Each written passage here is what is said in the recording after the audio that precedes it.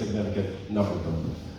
As I mentioned, the Royal Canadian Navy, to a lesser extent the entire Canadian Armed Forces, but the Royal Canadian Navy in particular, is not that it's not a welcoming environment, but culturally when I joined, there weren't any other black people that I saw that were in the organization.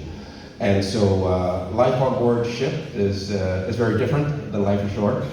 You're essentially locked into a tin box with anywhere from 50 to 200 other people. And when I started sailing, females weren't allowed in combat roles, and so they weren't allowed on board ship either. So it was me.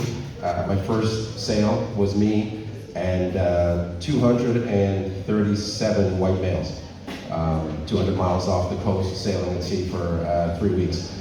So the issues of being first out at sea, dealing with seasickness, learning the watch rotation, understanding how things work on board ship was all mashed together, and added on top of that was the cultural differences.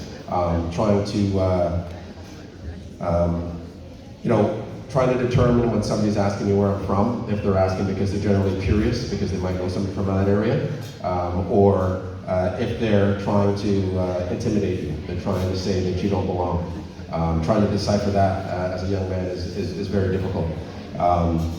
Walking into the mess, a place where you're supposed to relax, and realizing that there's nobody that you can talk to about your shared life experiences because the culture is that different. All those kind of things, as Sean mentioned earlier, just like with streaming, has an effect of pushing you out. So the biggest struggle is figuring a way not only just to stay in, but to stay in and have an effect and get to a point where you can actually affect change, which I think is the goal when you struggle with things. You take a look at an institution, take a look at an organization, and the most creative leaders I've ever met aren't the ones to walk through the door easily. They're not even the ones that are going to help somebody and carry them through the door. They're the ones that are going to say, why isn't there a door over here? And then build that door and have everybody rush through it. So that's the goal. That's how I look at the challenges and how I hope all of you look at overcoming yours.